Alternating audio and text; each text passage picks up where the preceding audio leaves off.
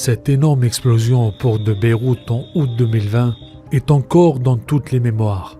Depuis ce drame, la situation économique au Liban, autrefois surnommée la Suisse du Moyen-Orient, ne cesse de se détériorer. En effet, les Libanais ne semblent plus voir le bout du tunnel. Avec un effondrement du pouvoir d'achat et une crise financière lourde et profonde, les gens ici ont l'impression d'être abandonnés. L'année 2022 a débuté dans un climat difficile. Sous l'effet d'une crise multidimensionnelle, le PIB a chuté de 20%.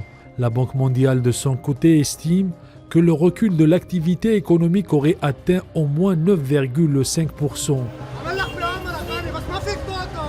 Conséquence de cette dépression, une moitié de la population libanaise vivant en dessous du seuil de la pauvreté. La crise au Liban est bidimensionnelle. Il y a la partie économique et une autre politique. Cette crise est le résultat de la corruption au sein du gouvernement. Il n'est pas possible de sauver le Liban économiquement tant qu'il n'y aura pas un changement radical au niveau du gouvernement et la classe politique qui sont responsables de ce qui se passe au Liban. Il existe des initiatives de la Banque mondiale et de certains pays arabes, mais elles demeurent gelées à cause de la crise politique actuelle.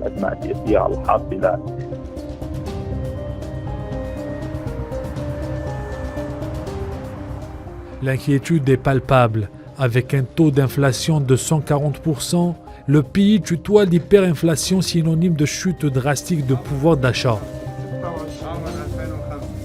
Pour mémoire, décembre 2021, la livre libanaise se situait autour du niveau record de 25 000 livres pour $1. La monnaie locale ayant perdu plus de 90% de sa valeur. Inimaginable il y a encore peu.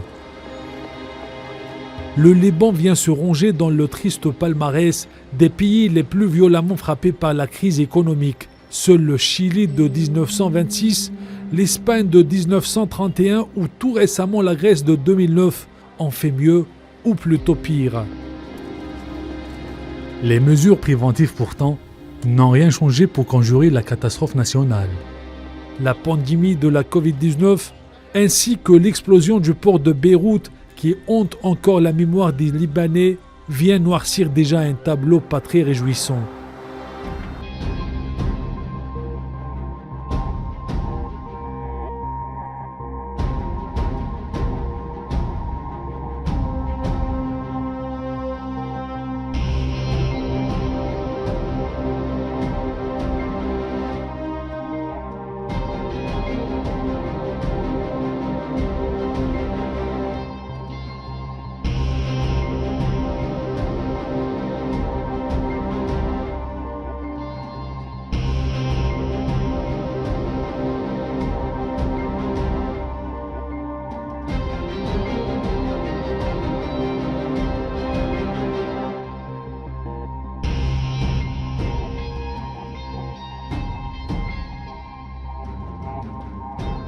« 182%, un indice record des prix du gaz, de l'eau et des carburants. Les tarifs du transport enregistrent une hausse spectaculaire de 357%.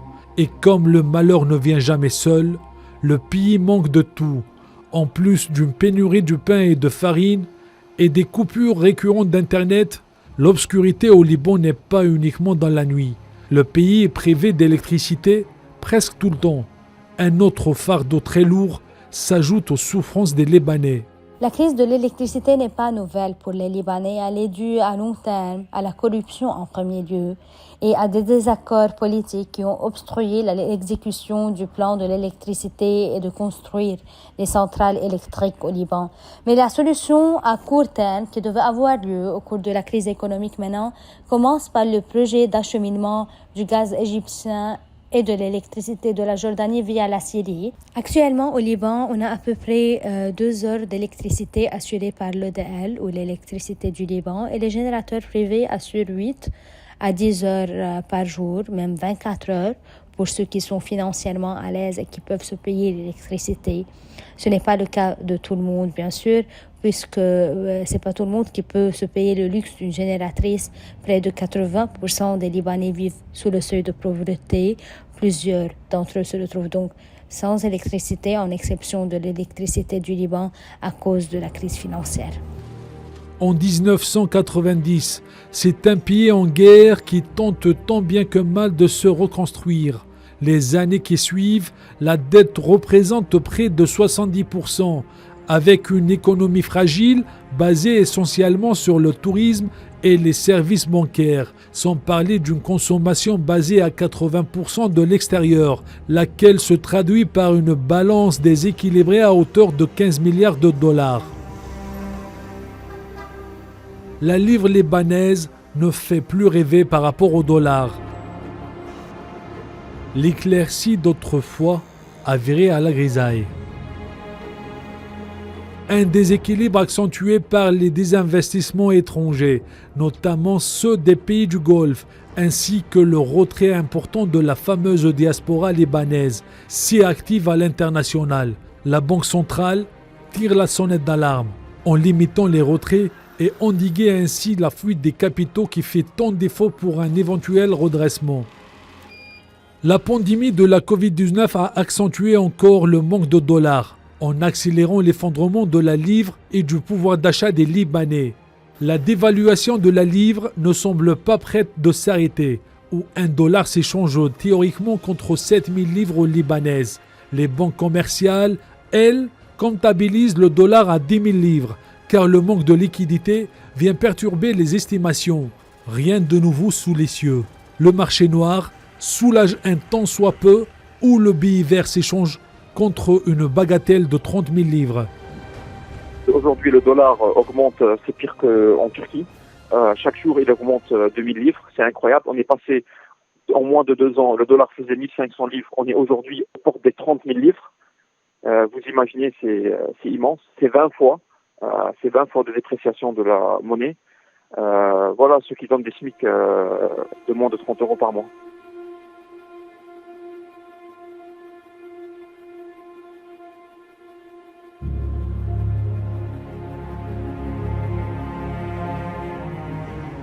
Pour tenter de sortir de la crise, le Liban signe un accord avec le FMI. Celui-ci s'engage à prêter 3 milliards de dollars au pays en contrepartie de drastiques réformes structurelles.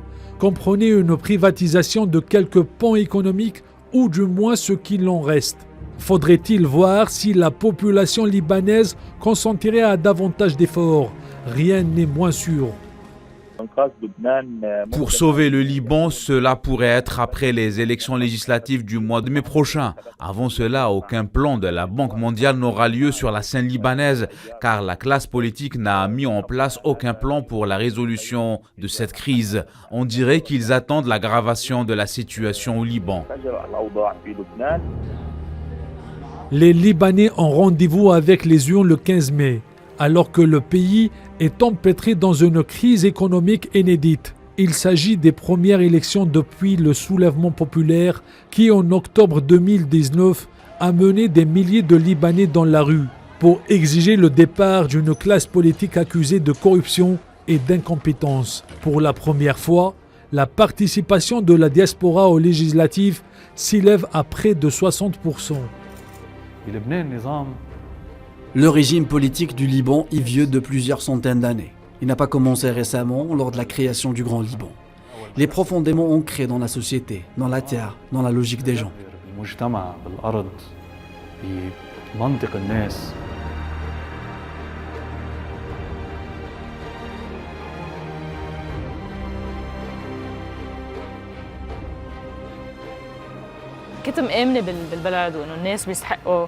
Je crois en ce pays et je pense que les gens méritent une meilleure vie ici.